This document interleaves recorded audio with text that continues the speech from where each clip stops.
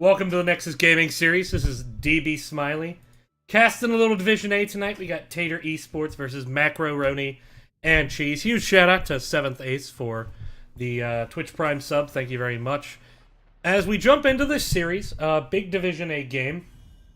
Macroroni and Cheese currently in that top echelon. I had a chance to cast them earlier against Reborn. It ended up being a really fantastic match between them and Reborn. Tater Esports currently sitting in the 6th position. So with Division A, because it's not a split division, the top 8 will go to playoffs. So Tater Esports is in position to do just that. But they're still a little bit separated from the top 5 or top 4 teams above them. So this is, if they can find a way to get a win here, it would be absolutely huge for the team. But Macroroni is very, very hype at the moment in terms of there's a lot of expectations that they're going to do well. And so, see what direction they go in. Shimada Brother Ban into a Gray Man. Stop me if you've heard this one before. It's a strong start to the draft. We'll see what it's countered with. I would not be at all shocked with ETC, Lucio, or Arthas Lucio, or Arthas ETC. And Arthas could come out here. But you could also see something like Malthael picked up maybe early. Okay, ETC Arthas. So, getting the best tank in the game, getting the best counter to Greymane in the game. Pretty straightforward. Good counter to the draft by Tater Esports on the left. Going around with a Mathael, I can't ever say it, so I just say Mathael. Lucio. So there's the Lucio pick, and Mathael, which I expected to be seen if we went into 2 tanks. So this is actually a really, really strong start to the draft for Macroroni for this map. They could get a little bit tank choke, but I mean, if you don't get ETC, there's a lot of good kind of secondary backup tanks. They're potentially going to choke them out of the Diablo. They looked at Muradin, they decided on Diablo, which makes sense. Diablo with Greymane can engage really well onto blowing up a target. Especially with Lucio, the boop to secure. But going to turn around and ban out Stukov. We're just burning through this draft very quick. But I do love the Stukov ban. Stukov is going to have the Flailing Swipe to disengage Tormented Souls Mathael, as well as Greymane. The silence onto just the tons of CC that ETC Arthas gives you can be particularly problematic. And it's also just a great way to counter the poke that Greymane and Mathael can bring. So it's a very, very strong ban. As for where they go now, Li Ming would not surprise me. She's very popular on this map. She's very strong on this map. Burst damage that she can put out in very short order is going to counter Lucio pretty strong. But let's see. I see a Li Ming. In terms of their support right now, Alex could actually be a good choice. Okay, we're gonna see Jaina Cassia. The Cassia pick I like for the blinds. The Jaina pick is just pretty strong right now. I'm kind of surprised they didn't go for a support yet, but it makes sense. I mean, it's not like you're going to likely see a second support. You might. You might see Garrosh and then something like Uther, but I doubt it. I mean, they could grab Li Ming here and actually have a very good aggressive comp. The only problem is they need some kind of CC, I think, to follow up on the Garrosh throw. Come to think of it. I'm trying to think of where that can come from. I mean, Uther could do it, but then you're talking about a double support, which isn't extraordinarily popular right now. Not to say it's bad, just it has certainly fallen out of favor. I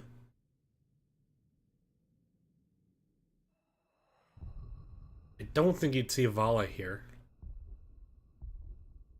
I mean, Li Ming would bring a lot of damage to the follow-up. Yeah, there it is. Okay. But the one concern I have with Macro is they don't really have... They have hardly any CC. I think they're going to have a hard time locking down a member of Tater if Tater plays safe. Was Tater's map choice. They're going to grab their support here. You could see an Alex Strasser. Trying to think what pairs well with what we're seeing. Malfurion would actually not be a bad pick. Not an amazing pick because of the garage, but I think it'd be a very good one. You know, Uther would struggle to keep up with all the damage. I think Rhaegar might as well. The Rhaegar does bring good Immortal Burn, and he does have that Ancestral for whoever does get flipped by Garage. But you don't really need a cleanse. I think it could be Malfurion. Could be Alex. It is going to be Uther. That's interesting.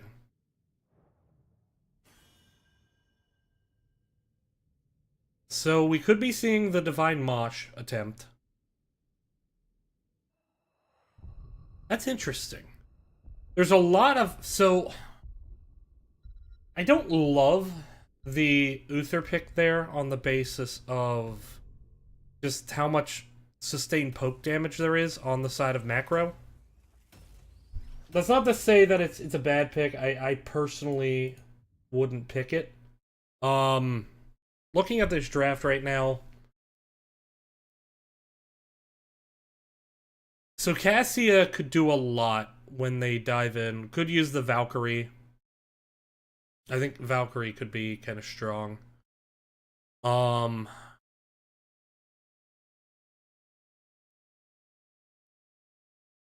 see. I mean, if ETC gets flipped by Garrosh, he can get out. It's if Arthas gets flipped, he's going to need some self-sustain. So Army of the Dead is going to be strong for that. But Army of the Dead also lets Greymane get a lot of value off Cocktail. But it does deny a bit of Li Ming damage.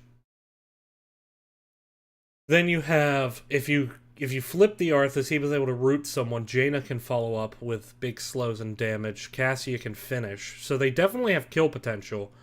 I just worry about these fights can turn into really long poke wars, and Macro, if they're able to win that poke war, I think they'll be in a good place to win the game. We'll have to see as we head here into map number 1 of this series.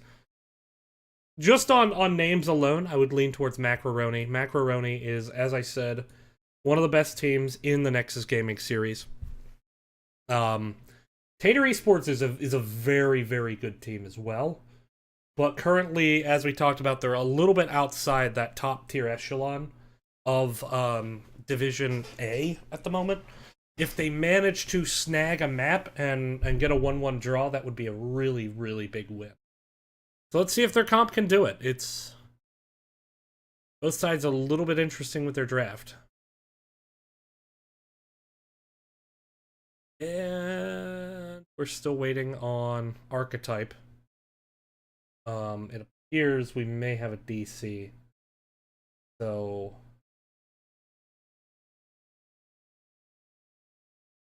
his bar has not moved. His AOL is not working.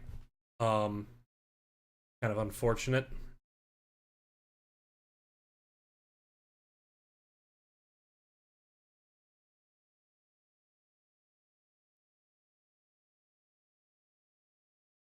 But like right there.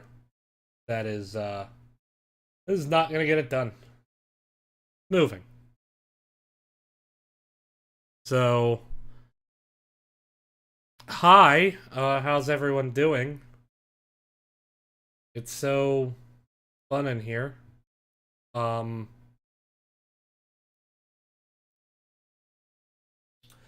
when we get this series started, it will live up to the hype though. This is the first of a double header tonight.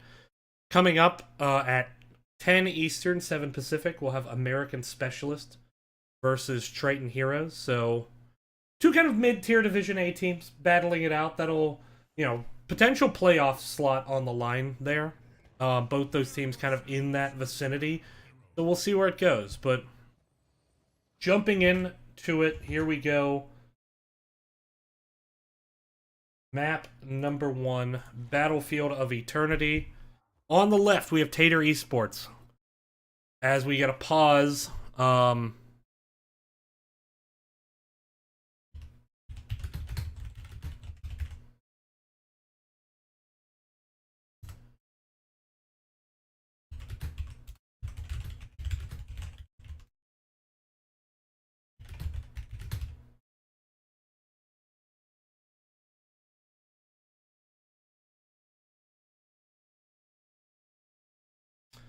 Okay. So, we are just having lovely amounts of technical difficulties. So I'll get this straightened out. We're going to pause for a bit, and we'll come back once the hamsters are working.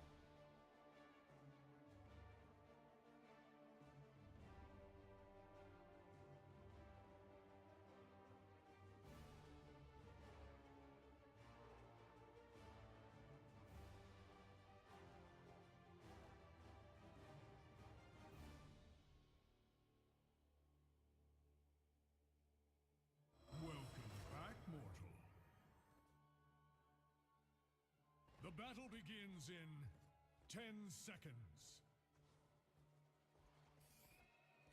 5, 4, 3, 2, 1. To arms!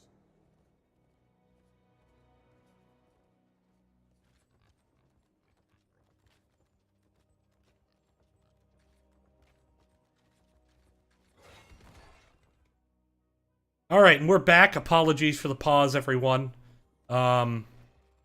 We are back, though. As we see Watson on ETC, Bane on Uther, McKnight are going to be on Jaina, Jägermeister going to be on Li Ming, Edward Torres, Greymane, Amon going to be on Lucio, Huff Money going to be on ETC, and up at the top, Luldotus Sotus going to be the solo defender on this Mathael. Archetype and Zadron both double pushing top with that Cassia Arthas.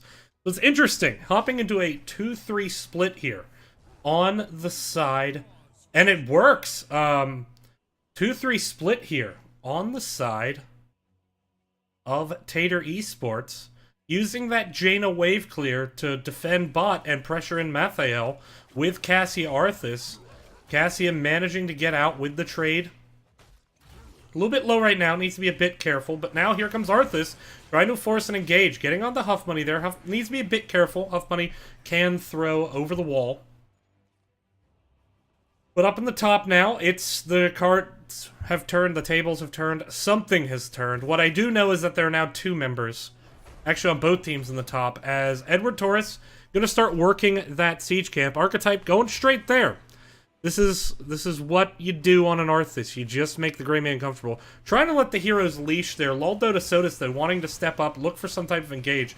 Already, though, a little bit of positive trading, but Zadron taking quite a bit of poison damage. Needs to be careful here. Gray Man doing a good job not letting it reset. And here comes Jägermeister and Amon just to secure this top Siege Giant camp. And actually, it does get stolen by Archetype, but is Archetype going to be able to get out? Face Melt trying to peel out. There's a big power slide. Archetype going to get finished off by Li Ming. Li Ming with the reset. Jägermeister is a machine, taking down 2 people with that reset, one after another. What an aggressive move by both teams, but Jägermeister making the plays. Well done, sir. As we still have the music going. Rip. There we go. But now, looking at the talents, we do see ETC went into Prog Rock. We do see that Li Ming actually went for Astral Presence. So trying to make sure that she has plenty of mana, can poke long term. Interesting strat, going with that Charge Blast as well. So we could be seeing a Q build. The Charge Blast also very strong into burning the Immortals. Both teams picking up their Bruiser camps. Jägermeister just defending, waiting for the phase to start. Gonna get that kind of later advantage. Luldo to Soda's gonna go and get some mana before this phase starts. Now, interesting, Lucia went maximum tempo. So, rather than focus on that Accelerando to be hyper-mobile, he's going with that team speed boost to allow that hyper-engage. Now, he needs to be able to get those kills early for that to work. But meanwhile, we see Cassius starting to be the only one really burning at the moment. Li Ming, though, starting to get some poke in. Doing some good damage. Already, slight edge over to Macroroni. Huff Money in a little bit of trouble with that power slide. Okay for now. Does manage to avoid the stun there. Huff Money losing that trade, but 50% of the Immortal to almost not even 5%. And now it's just a matter of sitting back, let Li Ming and Mathael poke this Immortal. So this is the strength of the comp for Macroroni, as they can just sit back, they can poke the Immortal. Get a lot of value there. We are seeing Cassia drop back to try to soften it up, but it's really hard to zone out both this Li Ming and this Mathael. Mathael, he can use the Death Shroud to get poison damage onto the Immortal without putting himself in danger. But speaking of putting himself in danger, Archetype now all over Arthas. Cassia dropping the blind coming in, but now Archetype getting turned around. There's a big stun. The root hits 3, but Archetype should be able to get out of here for now. But that's going to allow Macroroni to turn onto this Immortal, and they're getting a very, very healthy Immortal right out of the gate. So, advantage them as you see the backs coming in. Mathael going to head up to the top lane, start soaking that. Here comes the big push bottom. You're going to have Li Ming and Greymane. A lot of poke potential, especially into this wall. Now, Greymane doesn't have level 7 to stack his quest talent yet. Could pick it up here off this minion wave, though, and then, you know, going to take advantage of the siege opportunity. Here comes that cocktail talent out of Greymane. Poke coming in from Li Ming. There's already 4 stacks. Goodness. Gates down, though. Edward Torres shooting that wall. There's a stun onto Watson. Okay for now. Immortal now out of shield, so in the melee attack, but still doing quite a bit of damage. There's a stun, but then a face melt pushes Huff Money back before he can throw. So both tanks poking a bit. Amon pushing in very, very aggressively. Needing to back up now, though. But they managed to get the fort with the Immortal now going down.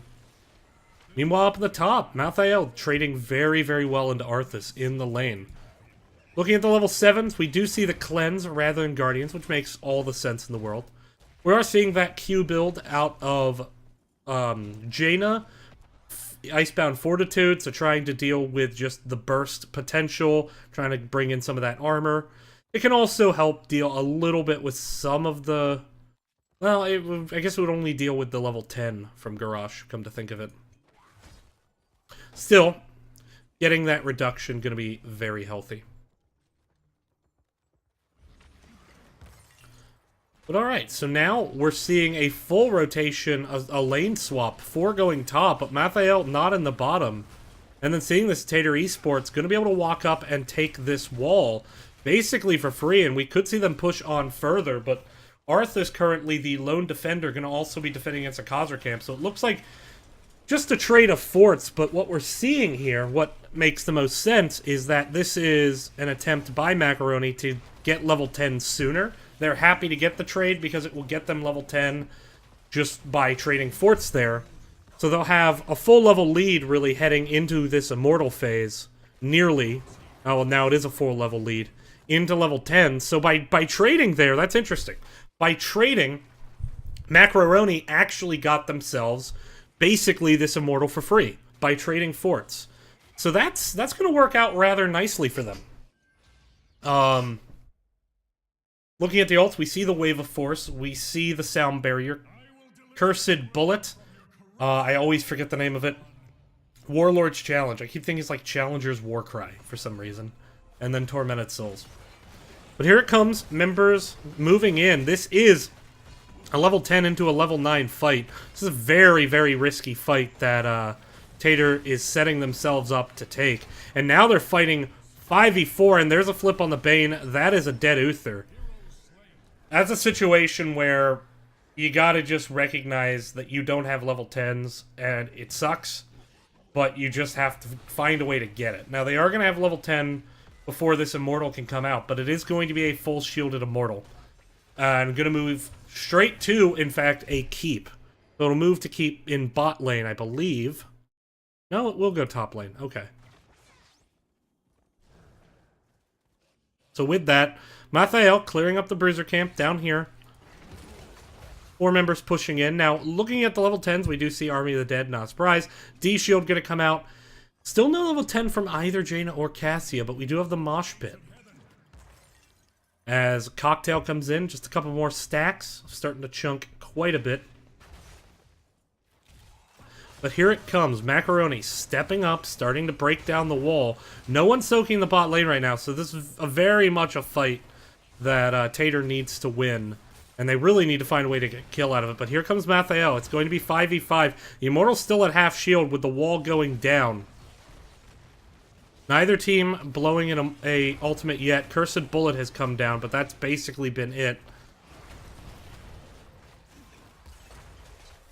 Big cocktail damage there from Greymane, and now that cocktail chunk damage is going to force Tater to back up. ETC sliding into the back, trying to help peel out Archetype. Archetype somehow still alive, just using that Army of the Dead. But this is a full retreat. Now here comes the Tormented Souls into the back. There's the AoE taunt. Li Ming going to go down. Mosh on the back line. There's the D-Shield trying to keep it up, but the Sound Barrier going to keep alive Garrosh. Now it's turning on to Jaina. Jaina's going to go down. No, Jaina's going to survive because Uther went down and healed her at the last second.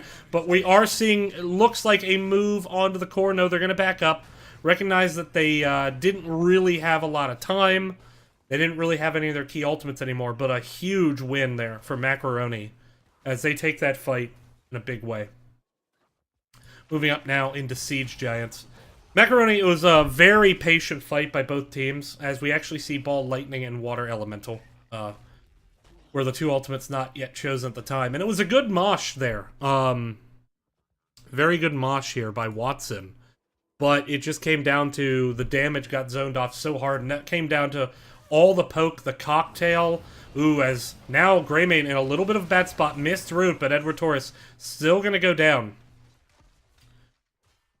But still, roaming is 5 now. Not getting the soak in the bot lane at the moment. Going to push up and try to get some structural EXP with this 5v4 advantage. Li Ming, though, going to do a great job being able to defend here. Now, Li Ming did go into Calamity,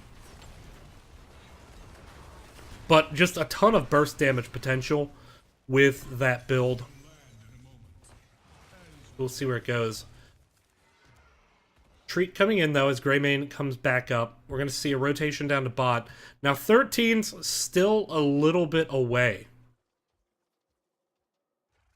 And they're going to need to find... Tater's going to need to find 13 pretty quick. It's not the biggest level disadvantage. Like, I'd much rather fight 12 into 13 than, say, 15 into 16.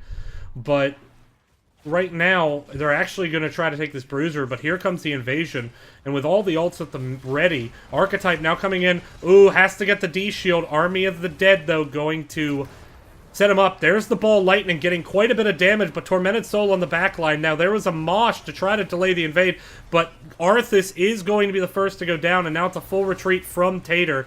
That Tormented Soul's on the back line, not locking down any kills, but certainly being enough of a bother that it set Arthas up to be taken down.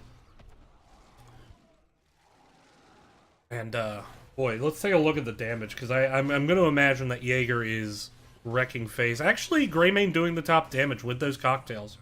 Still good damage out of Li Ming, though. Very good damage. Just good damage, good play out of Macroroni.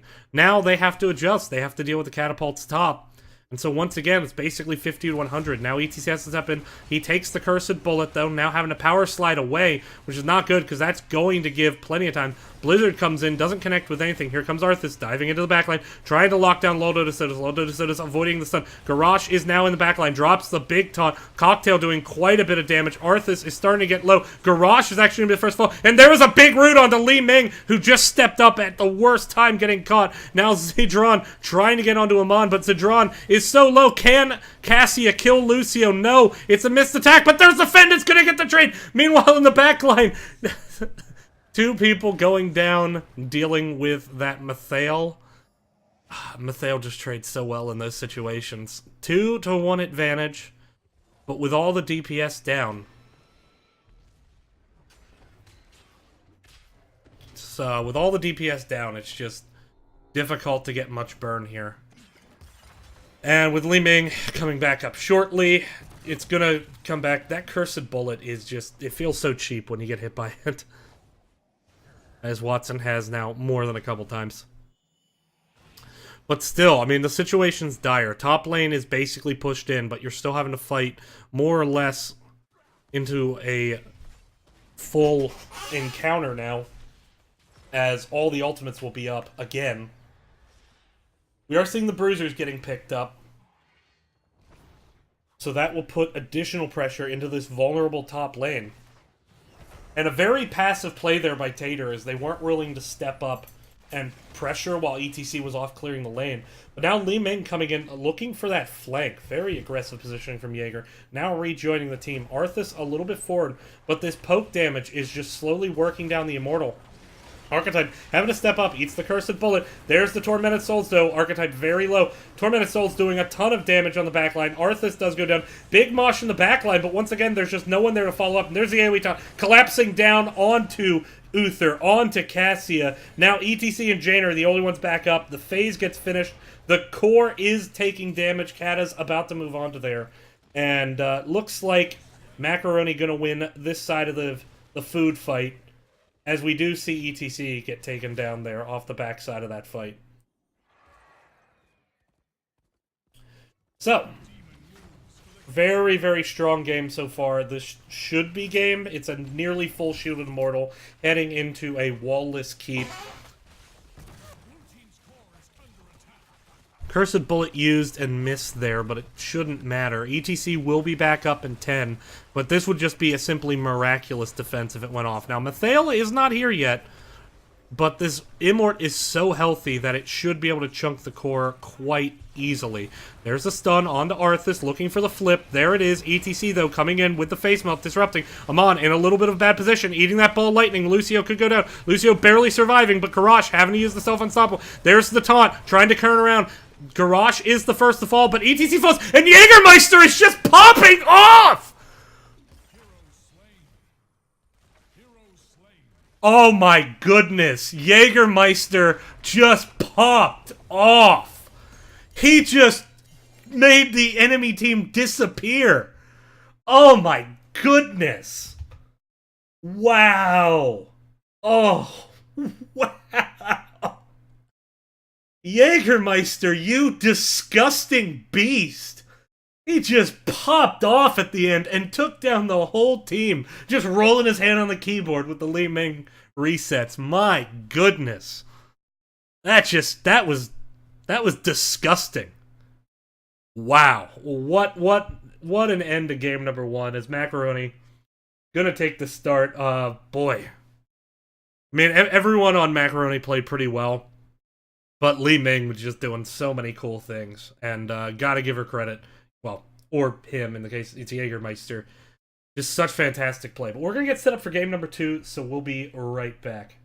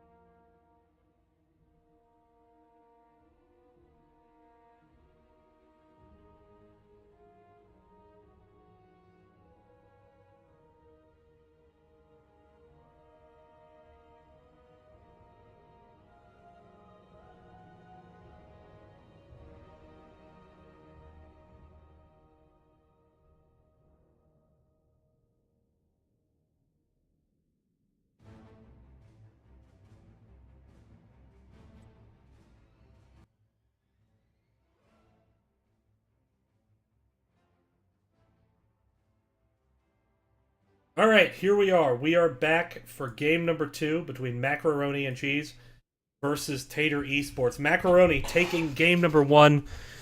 Jaeger popping off at the end there, but it was overall just a very dominant game by Macroroni, and they made some really cool macro decisions living up to their name, and especially that trade on forts before the second immortal phase that gave them level 10 and basically guaranteed them a high health immortal.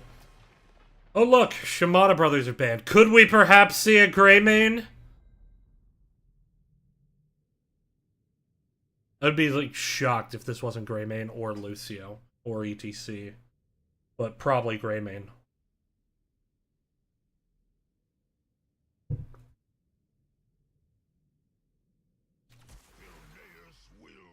Oh look, it's Greymane, Resident Sleeper. But it is a strong pick, and it's a very strong pick specifically on this match, so can't blame it. I think the DPS choices were a bit unconventional in that last game by Tater Esports. So I do think it's a good idea to get that more conventional damage right out of the gate here. Something that is just very consistent, very hard to not do well. We do have Arthas Lucio turning around, so getting, once again, the Arthas to counter the Greymane, not a surprise. Getting a Lucio, which was, you know, top support in the game, and it seems like Amon particularly liked it last game, so we'll get to see how it is in the hands of Macroroni this time. Again. Amon had it last time for Macroroni, so Me talk good, me think good. It's late. 2 picks coming up here.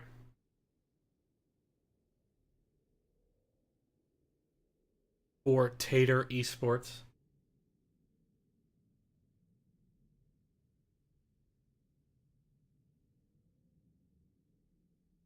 What shall they get? Anubarak. I like the pick. Stukov. So that's a very good combo on this map. Anubarak has great engagement. It can actually, with especially post 20 with Rewind, can really just wreck face on Lucio. Very good on this map, especially if you were to see something like a Li Ming come out on the other side, the Nubarak can deal with that reasonably well, though Li Ming also can deal with Cocoon. But Cocoon's silence is always a strong combo, so Cocoon into Stukov, dropping his E right underneath, so whoever gets caught in it can't blow any escape talents. Gonna see a Mathael hover, so this does suggest the second warrior coming in for Macroroni, which isn't too surprising. You don't typically see solo frontline Arthas just because of his lack of mobility.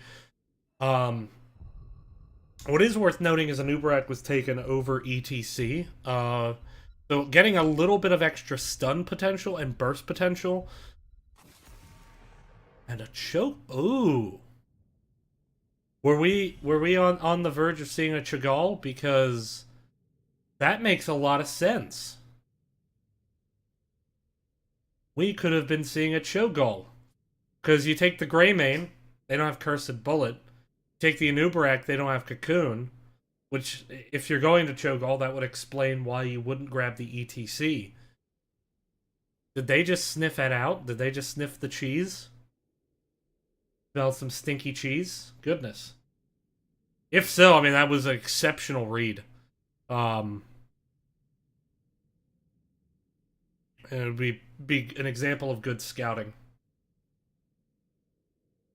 This is a map that Chogol can work on. I mean, he's not particularly popular overall, but you know, you can. I mean, the Punishers are strong enough that just winning them can usually help you out. You get lucky, you get 2 Punishers in a lane, and you split push ultimately makes it difficult. What is going to be banned out? Going to be the Li Ming. So doubling down on that Cocoon, making sure that that's gotten rid of. That could lend itself to picking something like a Dahaka here. Dahaka would be great in the solo lane. Also, his W can break Cocoon quickly. Of course, Dahaka is kind of vulnerable to stun. It's going to be Blaze Kerrigan. Okay, Macro. Breaking out the Blaze. Let me just clarify.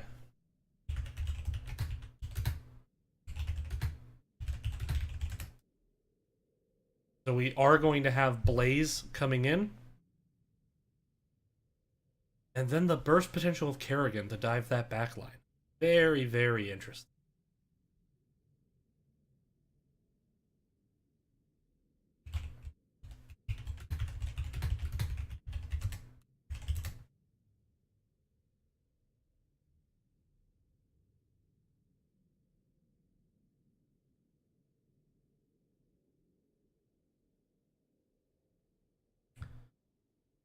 But, let's see. So, what's going to come out? A Mathael would actually make a bit of sense here because of the big health pools. You see Kel'Thas Lunara. That is... So you see the Kerrigan and you go into Kel'Thas Lunara with a solo frontline Anubarak. That is... I'm kind of surprised by that. I mean, they have a ton of damage and they have a ton of shrine control, but...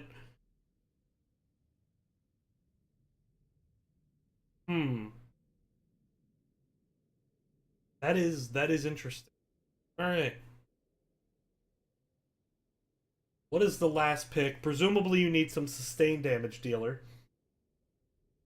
One that could, follow up on CC well. Or you could double down with Burst with like a Jaina. That would actually maybe work out quite nicely.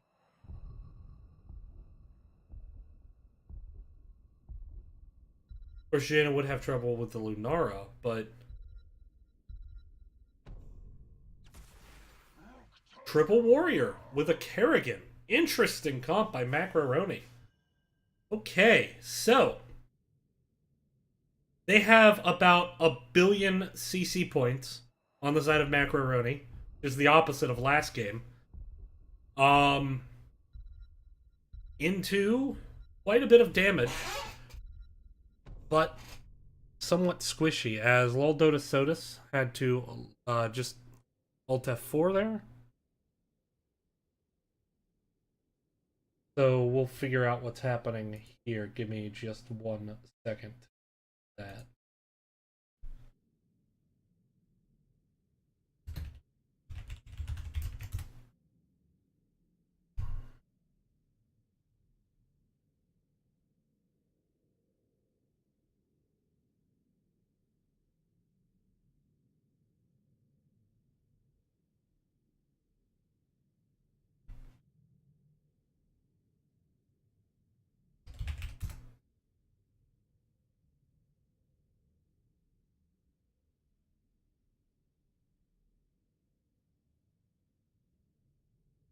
Okay, that explains it. So apparently...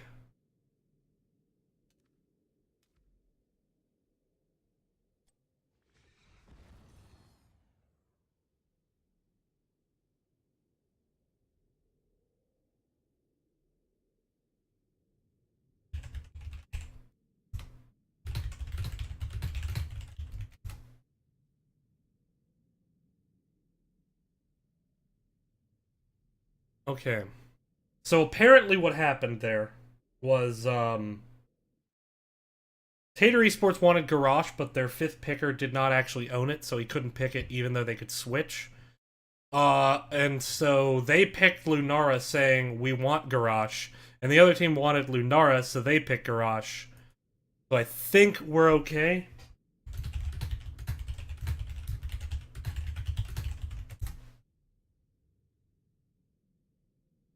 Just confirming everything, but I believe this was the goal.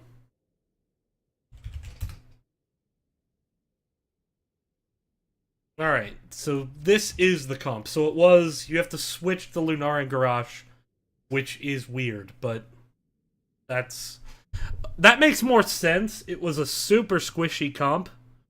And then I didn't see any sustained damage on the side of Macro. So that does make quite a bit more sense. But here we go, jumping into the game. Alright, so Macro up 1-0 in the series, looking to close out for the 3 points. Tater looking to find a way to draw this. They got outplayed quite a bit in the first game, they'll acknowledge that. But now they have Garrosh and Nubrak, so they actually have a lot of separation potential.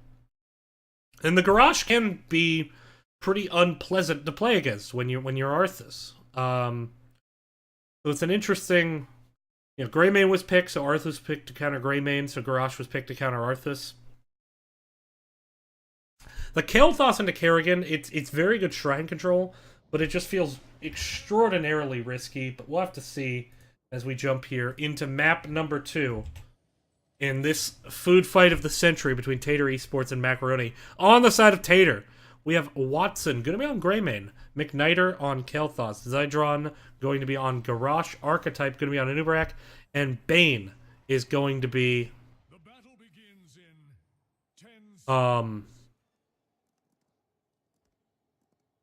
5, 4, 3, 2, 1. Alright, sorry, just there are people joking about mounts right now. Arthas did in fact Alright. Apologies, this team loves trolling me. But on the side, ooh, and there's a flip right away onto Amon. There's the turnaround, but Blaze coming in with a hard engage. Here comes Kerrigan. Watson is just getting absolutely lit up, and there's the root, but the silence is actually going to save his life. Wow, that was hard and fast. and left me satisfied. But great start to the game. Really aggressive. Neither team getting a kill despite their best efforts. But here we go. Looking down at the bottom, we see the 4-man rotation coming out of Macroroni. We're going to have Lol Dota Sodas on Lunara, Huff Money on Blaze, Amon on Lucio, and Jägermeister going to be on Kerrigan. Up in the top, Arthas Greymane. So Greymane going to have the better poke there, but Arthas should win that lane slightly. And actually a big root there by Edward Torres. Now on to Watson, and Watson actually dark flighting to try to get some more damage, but Arthas just completely out trading. And with this wave clear advantage at the advantage of Blaze and Kerrigan and Lunara, you know, we're just seeing Macroroni just wiping out the waves so fast. And look at this play where Stukov has to come top to heal Greymane up. So McKnighter and Zydron, they just have to give up this wave again on rotation. Anubarak not even going to be done clearing the bottom, but here comes the rotation. So slowly building an advantage here in lane. And actually, Greymane does go down. Blaze coming up with the sneaky rotation and taking Greymane out. And now we're seeing a 4-man collapse trying to get the counter kill, but Gravity Lapse doesn't collect anything. Very big early win in favor of Macro. As now Kel'Thas having to rotate up towards mid. Greymane going to have to run back top. There's the separation onto Jaeger. Jaeger getting a combo off onto Stukov. Zydron still taking quite a bit of damage. Lunara is just chunking it out. You get poison stacks. You get poison stacks. Everybody gets some poison stacks.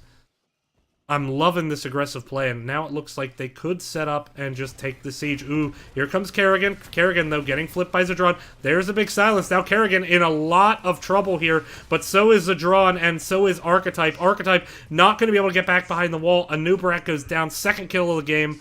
Both of them in favor of Macroroni, and that will be the siege camp picked up. Such a strong start here.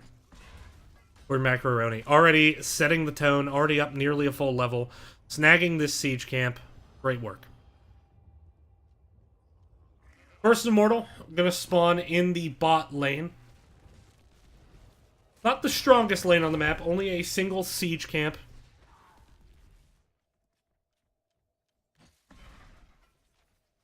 As we see what sets up here in the middle. Bruiser camp already being picked up, and I like Lunar parking her Wisp right there, getting the vision. But now the shrine has been started as Kerrigan goes to finish up Bruiser camp.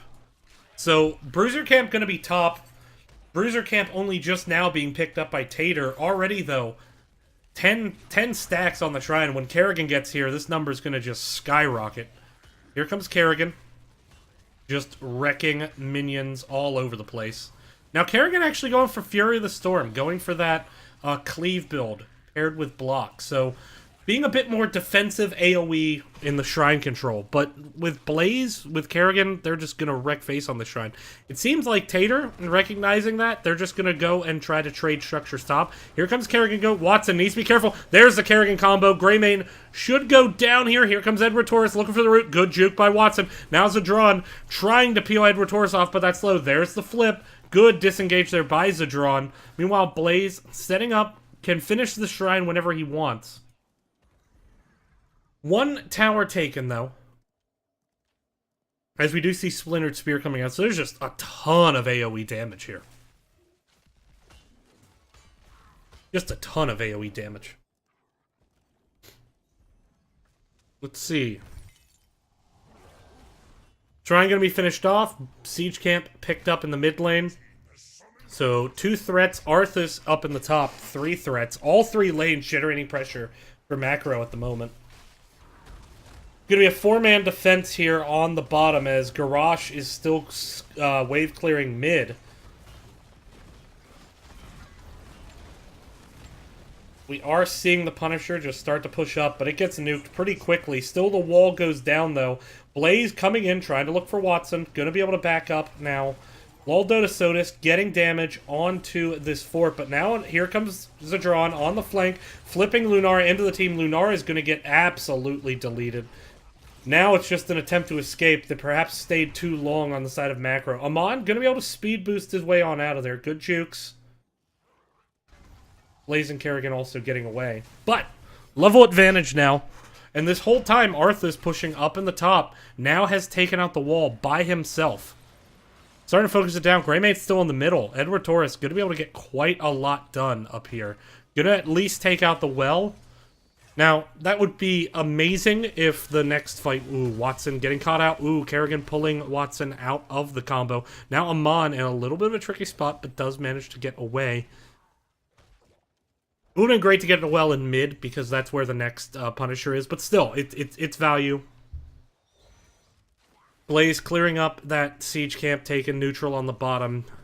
Mid siege camp, taken by Tater here.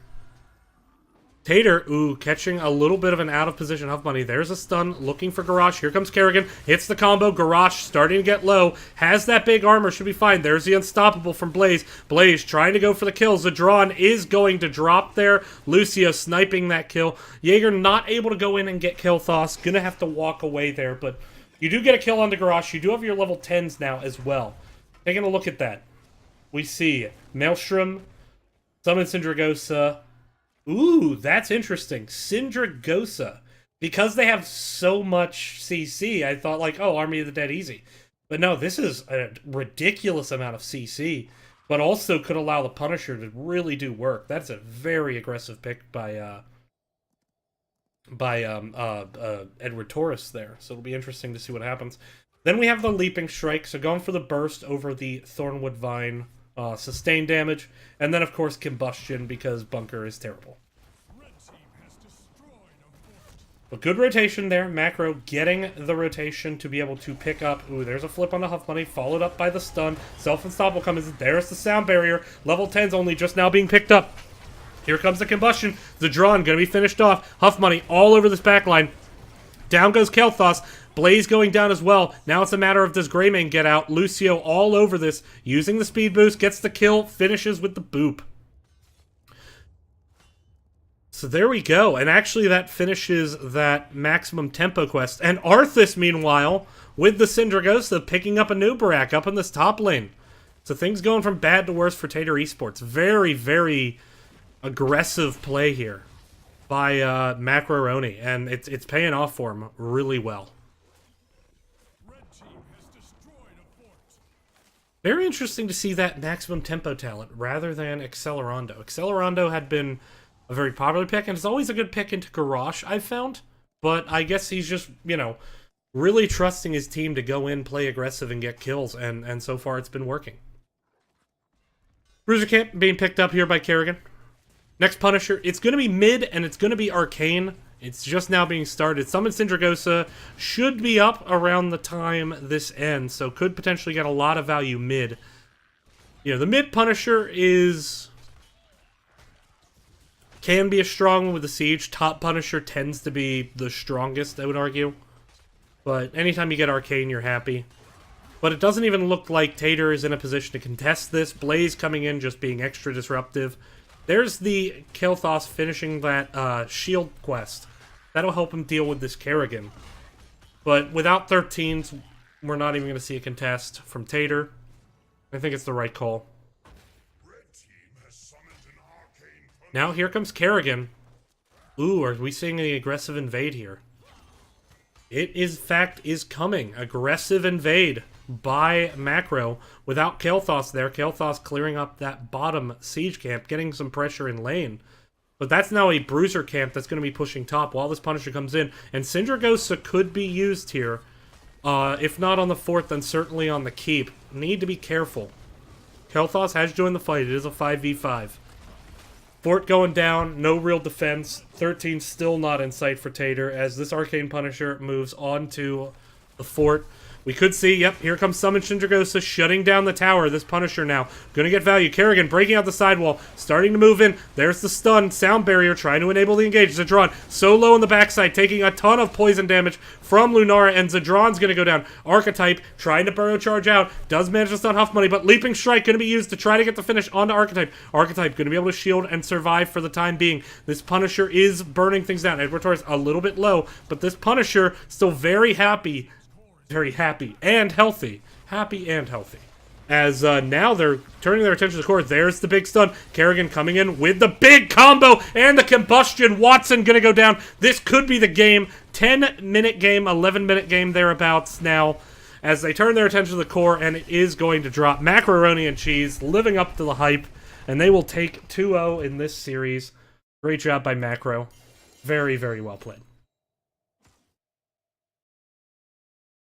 All right, so Macro with a very strong showing in that set. Gonna take the 2-0. Gonna continue to keep themselves up in the top of that standing. For Tater Esports, you know, you're going against one of the best teams in the league. I'm sure they're not going to be happy with how one-sided those games got.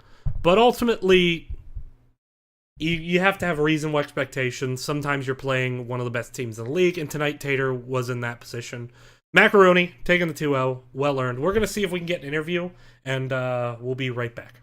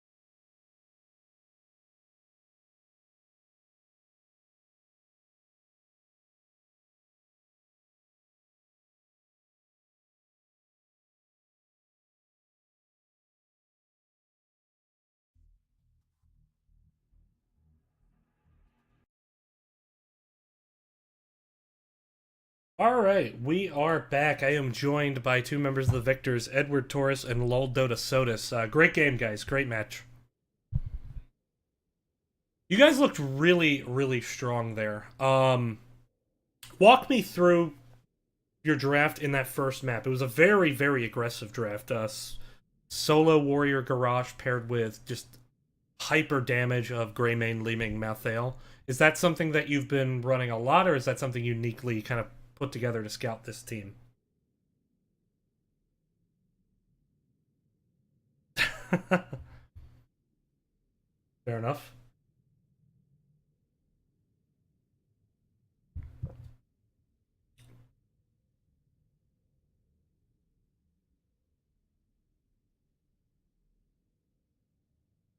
That the other tank would have gone in the off lane, so we already had that off lane position filled. So It And was I also for like a Mosh interrupt too, I think. I apologize there as the first part of your answer there was cut off. I forgot to unmute your guys' audio, so apologies. Okay. But, you know, NA production, lol. But, alright, so on that map, and I was kind of hoping Jaeger would come in, because at the end of that map, he popped off. Like, I mean, yes, everyone was low because, like, you guys were doing a lot of damage, and you got everyone low. But he had something like a 4-blink combo, like with resets, that just completely wiped out Tater. It was fantastic. Yeah, Jaeger's a god. Yeah. No, it was impressive. Like, I couldn't even cast it because it just... I let my guard down for like half a second, and then Tater was gone. There was no more Tater. It was the Dust Bowl all over again. I would say Jaeger's like one of our stronger mage players. I think he's really good at like just playing mage assassin. So I think he showed it well. All right, so map number 2, you guys pulled out the Blaze. Where do you see Blaze fitting into the current meta? It appears there you had him as kind of the main tank, while Edward Torres, you on Arthas was kind of the garbage man role. Do you see him more as... Well, by that I mean like the solo laner, the guy who, you know... Yeah, also like, garbage. Well, no, that's the term. Garbage bin with I completely Gaza. understand. Yeah, that was well. I'm stealing the term there from McIntyre, but I guess so. Where do you see Blaze fitting more into the main tank role or into that kind of garbage man role in most situations? I still feel like he's more of an offlaner, but we were having him in the main lane, or like as the main tank because we were getting him globes for his level 1 quest. So he was in the rotations, basically. Yeah. Well, it definitely gave you really strong rotations, which you guys snowballed pretty hard there. With that, thanks for letting me cast. Do you have any shout-outs? I would like to give a shout out to Just Edward. Yeah, me too. I would like to give a shout out to just me and not LOL Dodosaurus. Also, just to our team. Some of our team couldn't make it today, aka Nex and Winterheart. So, shout out to them. All right. Well, with that, thanks. Best of luck the rest of the season. I'll probably get to cast another game with you guys, hopefully soon. But go celebrate this win. Oh, also, wait, one last shout out to Alex Yeah. Traza, the best healer NA. All right, that's it. All right. All right, thank you. All right, thank you. Well, for the rest of you, we're going to be taking a 45-minute break while we wait for our next set. It's going to feature American Specialist versus Triton Heroes. Another Division A game. Looking forward to it. We'll see you on the other side of the break. Take care.